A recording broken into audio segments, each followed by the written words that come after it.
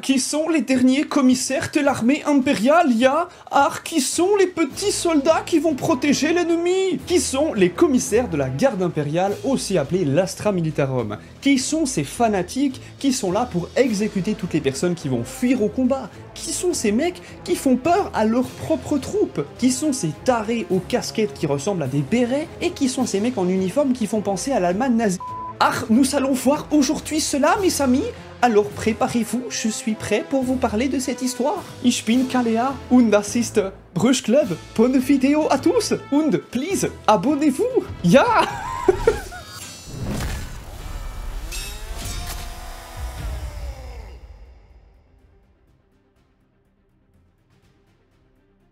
L'armée impériale de la Grande Croisade a été construite à partir des combattants des mondes libérés par les légions Space Marines par l'empereur de l'humanité à la fin du 30e millénaire.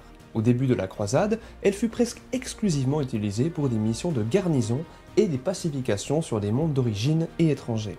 Mais, vers la fin de la croisade, elle mena des batailles offensives et complétera les légions Space Marines lorsque ces derniers commencèrent à être trop sollicités par l'Imperium en pleine expansion. L'armée impériale de l'époque était organisée sans standardisation particulière, et la composition des régiments allait de simples barbares maniant des haches extrêmement puissantes, à l'infanterie mécanisée de pointe armée d'armes à énergie, dont les plans ont entre autres été perdus, car de nombreuses technologies du passé ont été perdues avec le temps. Pendant cette période, les régiments étaient presque exclusivement livrés à eux-mêmes, à condition qu'ils servent fidèlement et se conforment aux quelques restrictions qui leur étaient imposées. Pendant la Grande Croisade, certains régiments de l'armée impériale ont fait appel à des spécialistes connus sous le nom de maîtres de la discipline. Ces maîtres d'œuvre sévères étaient chargés de maintenir la discipline au sein du régiment auquel ils étaient affectés. Ils étaient également l'un des rares exemples de fonctionnaires impériaux extérieurs à la milice impériale.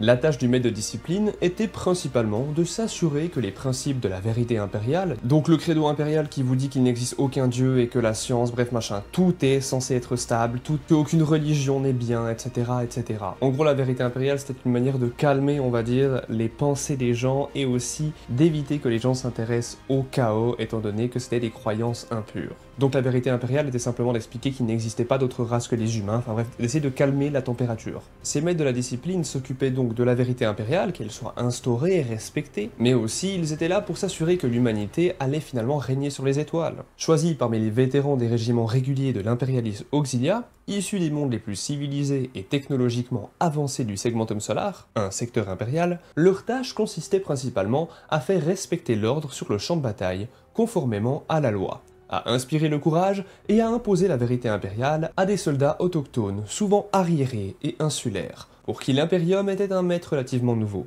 Ils incarnaient les règles de la lointaine Terra, et en ce qui concerne le guerrier moyen de la milice, ils avaient l'oreille de l'empereur lui-même.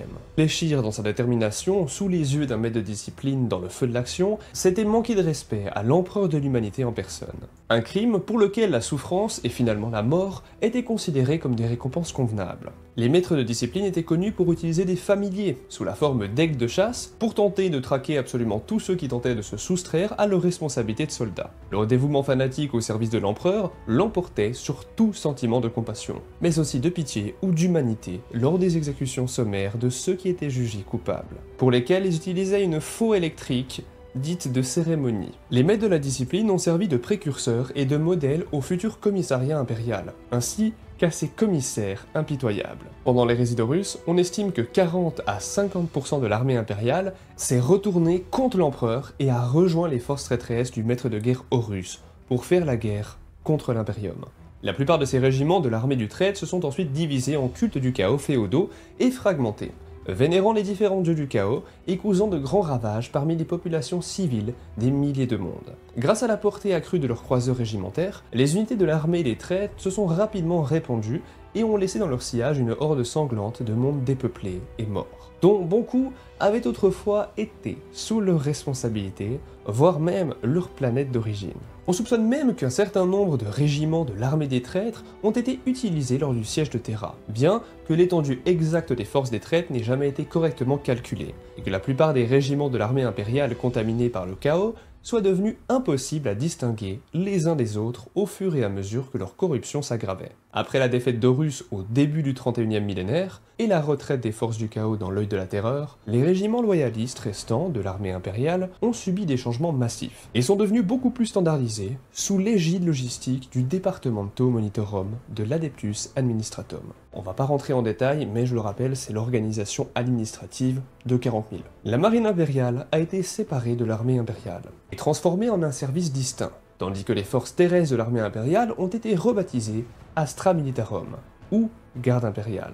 C'est à cette époque que fut créé le commissariat, qui devait être le rempart de l'impérium contre l'influence du chaos parmi les membres de la garde. Un commissaire avait le pouvoir de s'assurer de la loyauté de son régiment et était chargé de faire tout ce qui était nécessaire pour empêcher la corruption ou la propagation du chaos parmi les gardes de cette unité. Les commissaires étaient attachés à chaque régiment et ont été largement utilisés dans le sillage immédiat de la retraite des traîtres, pour s'assurer que la population des planètes qui avaient été ravagées par le chaos n'était pas subvertie par des cellules dissidentes du chaos ou des cultes dormants du chaos. Avant que l'Imperium ne soit entièrement forgé sous la direction du primarque Roboute Guilliman pendant l'époque de la Renaissance, des millions de personnes ont été exécutées par les commissariats en tant que traîtres ou hérétiques. Ce rôle a finalement été confié à l'Inquisition impériale et à son Ordo Malleus, puis à l'Ordo Hereticus après sa création. À savoir que les ordos sont simplement le terme que l'on utilise pour les ordres de l'Inquisition. Il s'agit des branches de l'Inquisition qui s'occupent chacun de quelque chose en particulier, comme poursuivre les hérétiques ou poursuivre les xénos. Et d'ailleurs, en tant qu'agence d'investigation, ces organisations étaient bien plus à même d'éradiquer les menaces internes pesant sur l'humanité que les officiers politiques essentiellement militaires de l'Officio Prefectus. Au cours des 10 000 dernières années terriennes, l'intendance est restée une facette importante de la structure de commandement de la garde impériale, et il est rare de ne pas voir au moins un commissaire attaché à l'état-major d'un officier de régiment ou d'un lord commandant. Plusieurs commissaires ont même obtenu leur propre commandant impérial, notamment le fameux commissaire Yarick qui a pris le commandement des légionnaires d'acier de la ruche d'Hadès pendant la deuxième guerre d'Armageddon et est devenu le commandant général des forces impériales pendant la troisième guerre d'Armageddon. Bon, maintenant je pense qu'il est temps de parler un petit peu plus des formations des commissaires. Les commissaires sont formés dès leur plus jeune âge à devenir des adeptes et des défenseurs stricts du credo impérial et des règles qui sont associées par la Schola Progenium.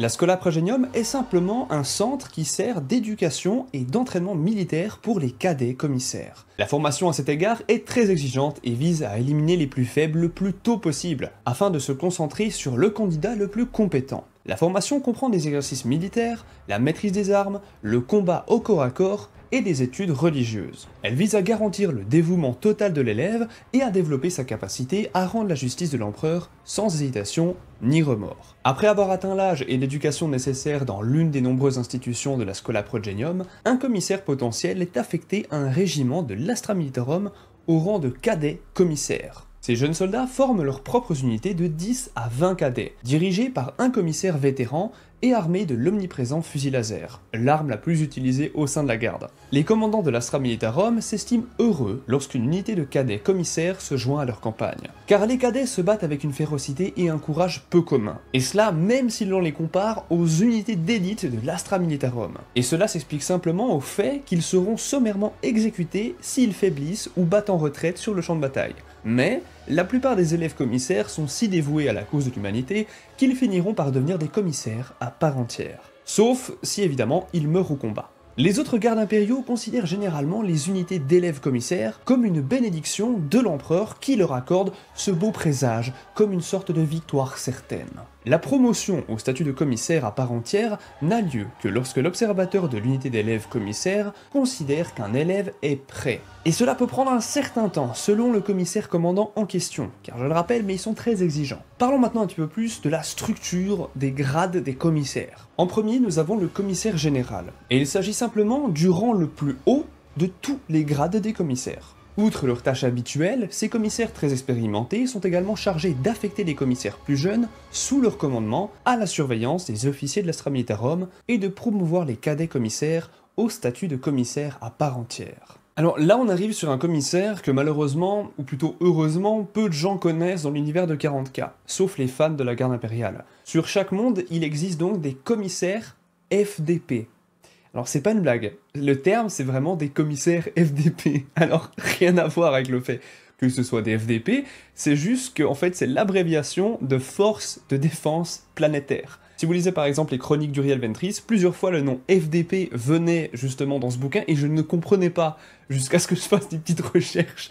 Et du coup, bah, ça disait que le gérant des FDP, la garde FDP, bah en fait c'est les forces de défense planétaire. Je suis désolé, mais la traduction française aurait pu être un petit peu plus maligne, et vous pouvez dire ce que vous voulez, vous pouvez me traiter d'enfant pour trouver ça ridicule, mais c'est ridicule d'appeler un truc FDP, sans déconner, à quel moment? Voyons un petit peu les bases de ce rang maintenant. Car le commissariat a autorité sur toutes les branches de l'armée impériale, à l'exception évidemment des Space Marines, de l'Adeptus Sororitas et des Skitarii de l'Adeptus Mechanicus. Et justement, le commissariat a une autorité sur les forces de défense planétaires, donc les fameux FDP.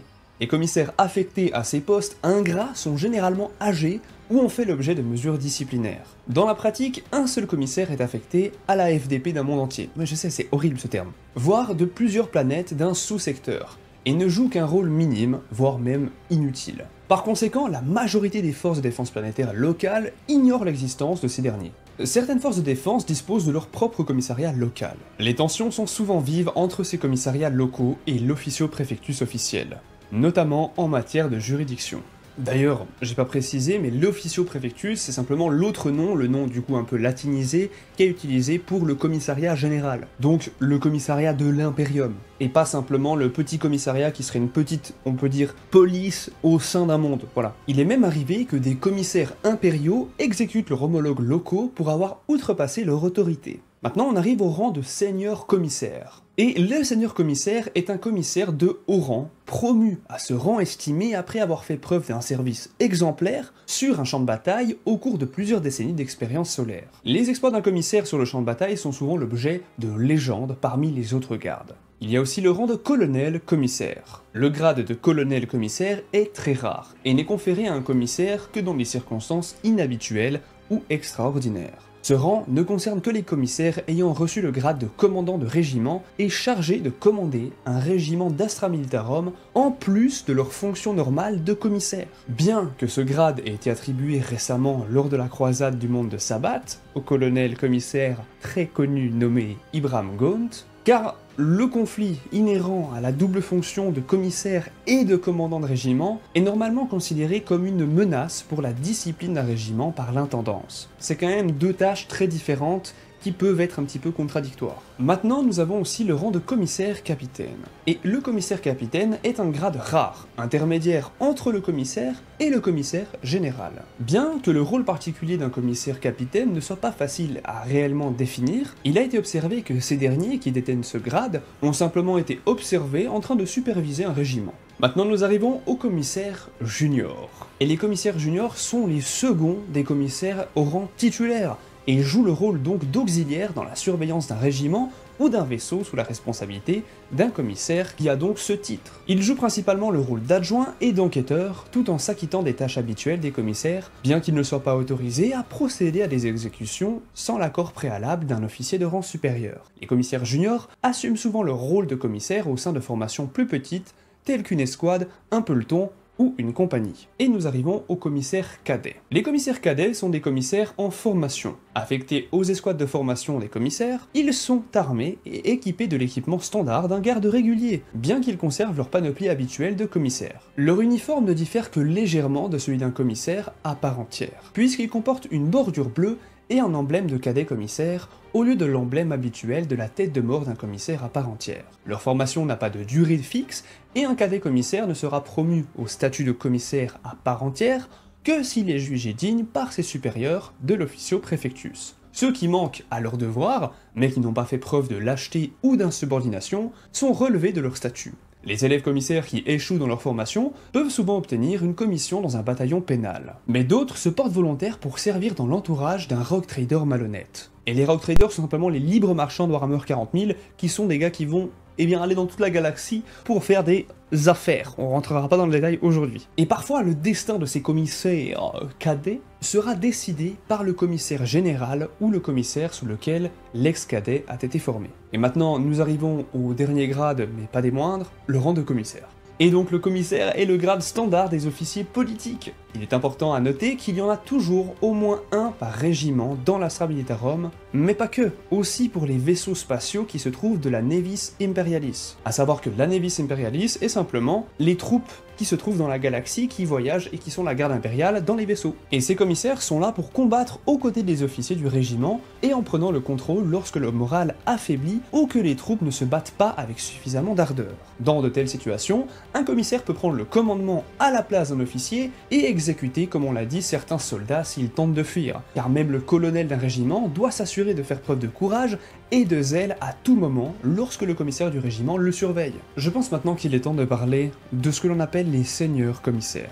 Car dans les rangs de l'officio prefectus, de nombreux héros sont entrés dans la légende par leurs propres actes. Certains de ces parangons peuvent atteindre le rang de seigneur commissaire. Alors qu'un commissaire est attaché en tant qu'officier auxiliaire à la compagnie d'un régiment comme on l'a vu précédemment, et qu'il remplit sa mission sous la direction tactique d'un commandant de la compagnie, un seigneur commissaire va souvent mener directement tous ses soldats au combat. Après des décennies de service au sein de plusieurs régiments, un commissaire au rang de seigneur a expérimenté de ses propres mains toutes les manières différentes dont la force de l'Astra Militarum peut être utilisée, et cela le plus efficacement possible. Ces derniers peuvent se voir confier le commandement de soldats sur le point d'entrer dans une zone de guerre particulièrement cauchemardesque. Dans d'autres cas, il occupera le poste d'officier supérieur après avoir exécuté le commandement d'une compagnie ou d'un régiment qu'il aura jugé et trouvé défaillant. On attend d'un seigneur commissaire qu'il incarne tout ce que l'impérium de l'humanité s'efforce d'accomplir, tout en s'acquittant de ses fonctions d'arbitre au visage extrêmement sinistre et violent, ce qu'il signifie que comme tous les autres commissaires, il sera tout de même chargé d'infliger des châtiments disciplinaires. Car je le rappelle, mais il reste un commissaire avant tout. Chacun d'entre eux est un guerrier redoutable, dont les compétences et l'expérience du combat en première ligne lui permettent de rivaliser avec le seigneur démagogue hérétique et les seigneurs de guerre Xéno sur le champ de bataille. En tant que chef militaire, les seigneurs commissaires peuvent évaluer les lignes de combat de l'ennemi aussi rapidement qu'ils mesurent le courage de leurs propres troupes, punissant ainsi toute faiblesse qu'ils voient avec une expédience impitoyable. Parlons maintenant un petit peu plus des fonctions et des pouvoirs que le rang de commissaire accorde. Il est important de savoir que la première fonction des commissaires va être de vous forcer à boire du Holy Energy, lien en description. Et si vous ne le faites pas, vous serez tué. C'est con, hein?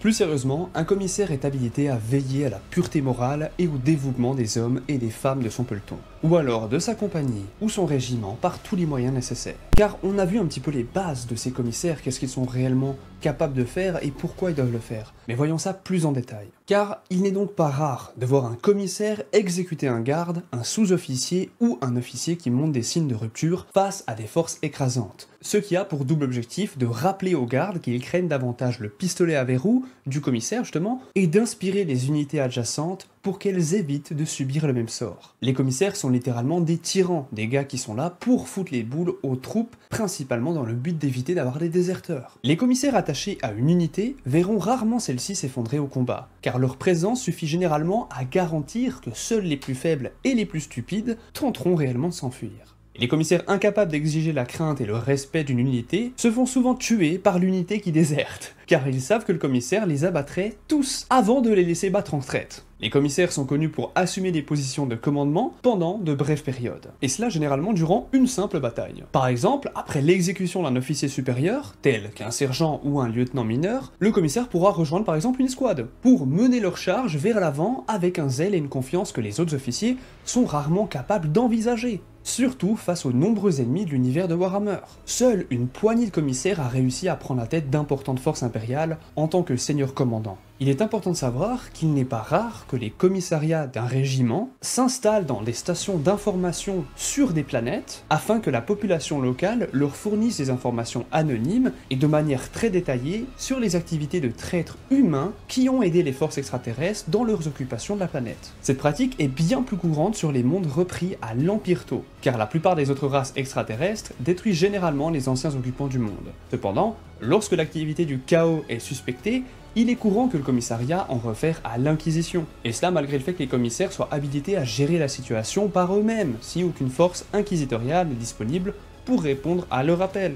Et les campagnes prolongées exigent souvent des tâches supplémentaires pour maintenir le moral des troupes à un niveau élevé. Ainsi, les commissaires peuvent réquisitionner des scribes de l'administratum pour rédiger de vastes documents de propagande à condition que leur supérieur l'approuve. Cette tactique est privilégiée lors des campagnes de siège, lorsque les forces impériales peuvent être privées de renforts et de ravitaillement, et que le dévouement des troupes devient une priorité absolue. Tous les commissaires sont formés pour être d'excellents orateurs, et prononcent souvent des discours enflammés devant le régiment ou leur compagnie avant la bataille. Pendant ces dernières, le commissaire est presque toujours en première ligne et lance une litanie de cris de guerre et de prières à l'empereur afin d'inciter ses troupes à se battre. Cela conduit souvent à des rivalités amicales entre les commissaires et tous les prêtres de l'ecclésiarchie présents, car tous deux essaient constamment de se surpasser avec des discours émouvants et des démonstrations de bravoure destinées à motiver leurs troupes. Le commissaire a également pour mission de surveiller les psykers dont il a la charge. Les astropathes, ceux qui permettent de voyager dans les vaisseaux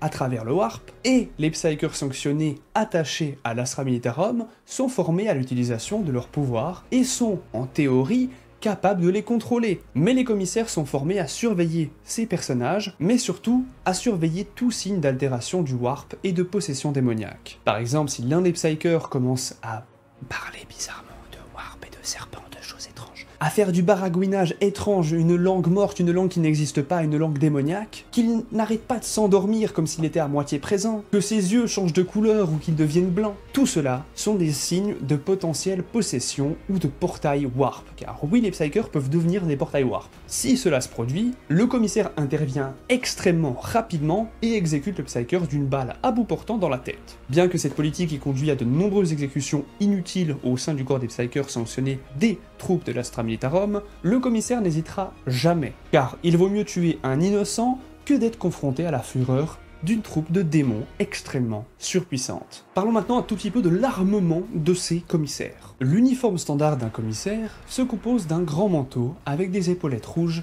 et dorées, et une doublure rouge sur le col et les poignets. Une casquette d'officier à visière, généralement noire, avec une doublure rouge et portant un aquila, donc l'aigle impérial, ou un motif de crâne qui indique un membre de l'officio prefectus, d'un manteau de dessous noir avec des parures rouges ou dorées, d'un pantalon de combat noir et des bottes de combat. De nombreux commissaires, en particulier ceux qui jouent un rôle actif au combat, portent des plastrons, généralement décorés des mêmes motifs que leur casquette. Beaucoup portent également des symboles de dévotion, tels que des pendentifs aquila ou des exemplaires de divers évangiles du culte impérial ou de manuels de guerre impériaux. Les commissaires disposent d'un armement standard, composé d'un pistolet à verrou et d'une épée tronçonneuse, qu'ils présentent très souvent pour la première fois lors de leur cérémonie d'entrée en fonction en tant que commissaire à part entière dans la chapelle supérieure de, rappelez-vous bien, la Schola Progenium. Les élèves commissaires reçoivent un simple pistolet laser de la garde impériale ou un pistolet automatique. Cela dépend du régiment auquel ils sont rattachés,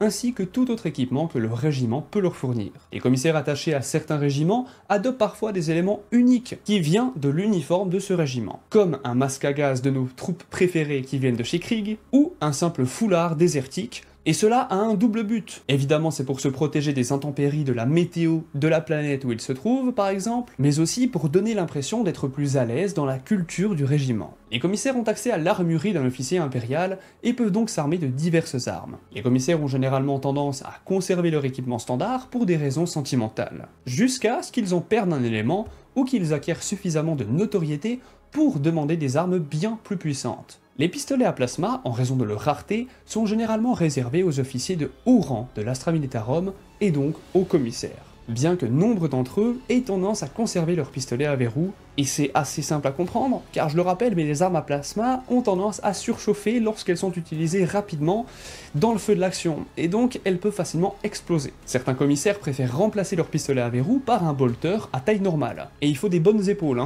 pour avoir un bolter pour un être humain. Les armes de puissance sont plus faciles à réquisitionner, et sont souvent demandées pour remplacer l'épée tronçonneuse. Les commissaires ont été vus avec des armes allant de l'épée classique à la hache la plus rare. Et certains de ces derniers sont connus pour utiliser des poings très puissants qu'on appelle des Power Fists. Mais attention, ces armes sont beaucoup plus rares que les autres qu'on a vues précédemment. Et c'est assez drôle que des mecs aussi bornés et donc qui sont là pour mettre autant de pression aux autres troupes de la garde impériale, eh bien soient autant sentimentales et qu'ils adorent leurs armes au point de les garder même s'ils ne les utilisent pas. Pour la petite anecdote, les commissaires étaient le type d'officiers politiques du parti communiste de l'Union soviétique, utilisé principalement par les forces armées de l'ancienne Union soviétique et de l'actuelle République populaire de Chine. Responsable donc de l'éducation politique, du contrôle et de l'organisation de la population et de l'armée. Au début du XXe siècle, le terme de commissaire était associé à un certain nombre de fonctions de la Tchéka. C'est simplement le comité d'urgence, et de fonctions militaires au sein des forces armées bolcheviques et du gouvernement soviétique pendant la guerre civile russe. Le Voekom, que l'on peut traduire en commissaire de guerre, était le chef d'un commissariat militaire, un bureau régional qui recrutait les hommes pour leur service militaire, exécutait les plans de mobilisation militaire et tenait des registres sur les réserves militaires. Pendant la Seconde Guerre mondiale, ces commissaires de guerre ont été la force motrice de l'armée rouge soviétique, gouvernant avec ruse et sang-froid. Ils étaient également connus pour leur extrême sévérité et exécutaient souvent les soldats qui battaient en retraite face à l'ennemi ou qui étaient perçus comme lâches. Il est très important de vous rappeler que tout ce qui se trouve dans Warhammer 40 000 est repris très souvent du monde réel et est parodié à l'extrême. Tout ce que l'on retrouve dans 40K est une parodie que l'on peut retrouver dans notre politique, et justement c'est peut-être pour dénoncer ou pas, on s'en fout, je vois ça vraiment comme des nerds qui ont voulu créer un univers, comme vous et moi, qui ont simplement kiffé le fait de se dire hey, viens on prend lui, on en fait des blagues, même sans forcément d'avoir une opinion politique ou un autre. C'est vraiment le fait de se foutre de la gueule de tout, de faire de l'humour sur tout, et de ne respecter personne, tellement on prend tout le monde dans le même panier. Et c'est ça que j'adore avec l'humour, surtout l'humour très noir. Ça en fait quand même beaucoup de choses sur les commissaires qui font penser que la garde impériale est pas si calme que ce qu'on peut croire, et je pense que réellement elle est une bonne parodie, un bon satire du monde réel et des extrêmes de certaines politiques et de certaines armées. Comme on a pu voir, je pense qu'il y a beaucoup de choses qui viennent d'armées extrêmement connues, et d'ailleurs si vous connaissez une armée qui a encore pu inspirer justement ces gardes impériaux, ces commissaires, etc., n'hésitez pas à le dire en commentaire, je serais très curieux de le lire, et n'hésitez pas justement à liker ce commentaire pour que je le vois. Évidemment je les lis tous, mais celui-ci sera lu en premier. Les gars, si vous voulez aussi soutenir la chaîne, c'est grâce à Holy Energy que je peux faire ces vidéos, vous le savez, mais c'est vraiment le plus vieux partenaire de la chaîne, c'est celui qui me met le mieux en termes de salaire, c'est aussi grâce à vous. Je serai toujours transparent avec vous par rapport à ça, c'est vraiment un échange de bons procédés. Merci à tous ceux qui passent par mes liens, bonne journée à tous, prenez soin de vous, et on se retrouve tout de suite si vous cliquez sur la vidéo juste là.